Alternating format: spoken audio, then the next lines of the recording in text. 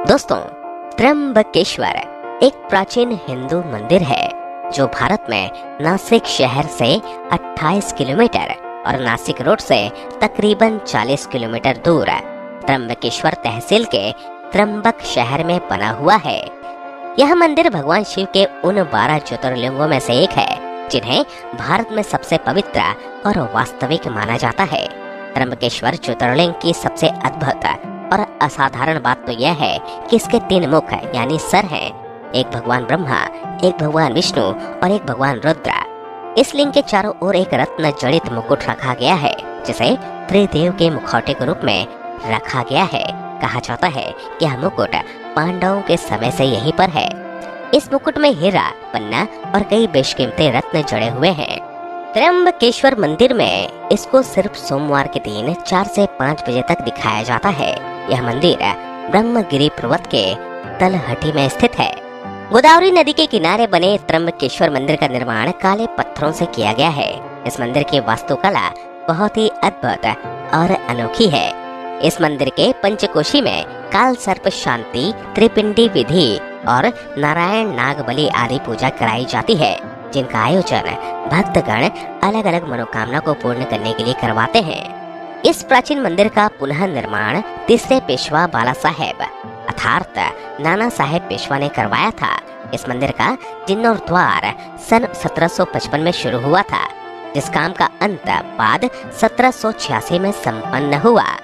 तथ्यों के मुताबिक इस भव्य प्राचीन मंदिर का निर्माण कार्य में लगभग 16 लाख रुपए खर्च किए गए थे, जिसे उस समय काफी बड़ा रकम माना जाता था।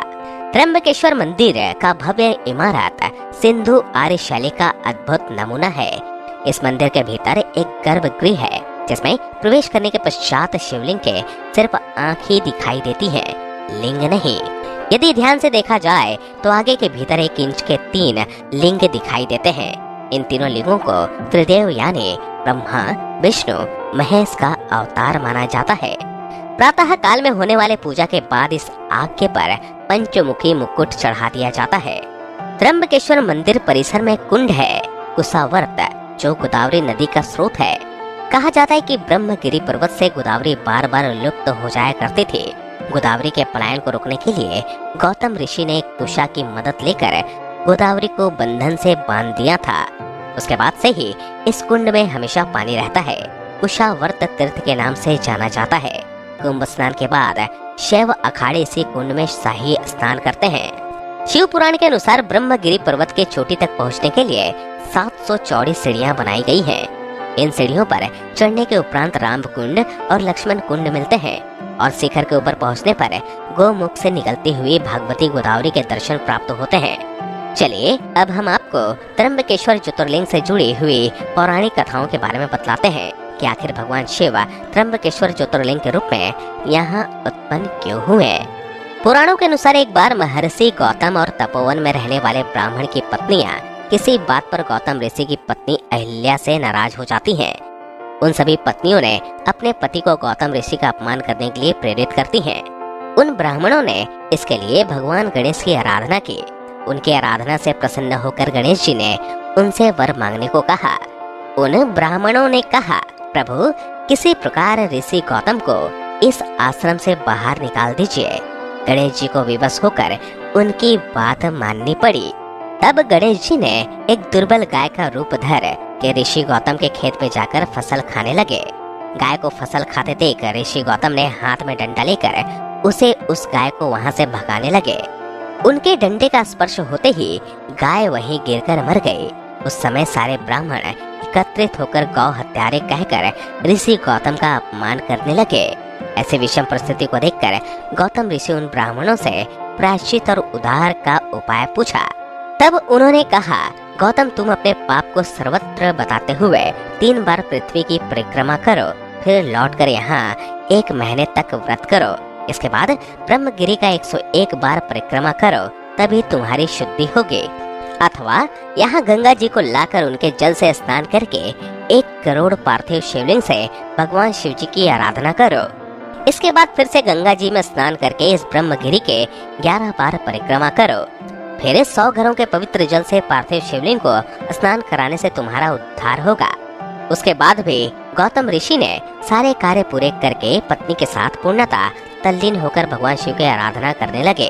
इससे प्रसन्न होकर भगवान शिव ने उनसे वर मांगने को कहा। महर्षि गौतम ने कहा, भगवान आप मुझे गौ हत्या के पाप से मुक्त कर दीजिए। भगवान शिव ने कहा, गौतम तुम सर्वदा निष्पाप हो। गौ हत्या का अपराध तुम पर छल पूर्वक लगाया गया था। ऐसा करने के लिए तुम्हारे आश्रम के ब्राह्मणों को मैं दंड देना चाहता हूँ। इस पर महर्षि गौतम ने कहा कि उन्हीं के उस कार्य से मुझे आपके दुर्लभ दर्शन प्राप्त हुए हैं।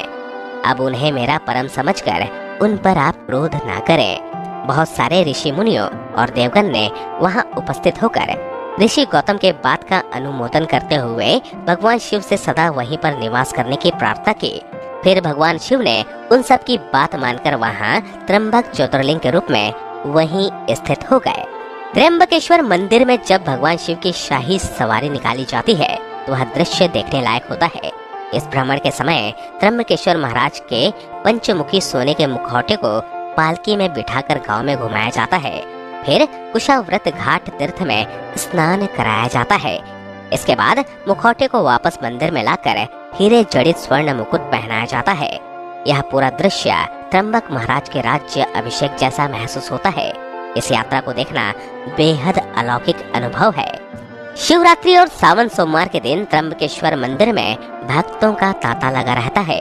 यहाँ आने वाले भक्त सुबह के समय स्नान करके अपने आराध्य के दर्शन करते हैं और जिसके दर्शन मात्र से ही मनुष्य जीवन की सार्थकता महसूस होती है। दोस्तों, अगर आप कभी नासिक जाएं तो आप त्र्यंबकेश्वर मंदिर के दर्शन करना मत भूलिएगा। और अगर आपने त्र्यंबकेश्वर के दर्शन किए हैं तो अपने अनुभव हमें कमेंट बॉक्स में जरूर बताएं। इस वीडियो में बस इतना ही। अगली वीडियो में आपसे फिर मिलूंगा। तब तक के लिए स्वस्थ रहें, खुश रहें। धन्यवाद।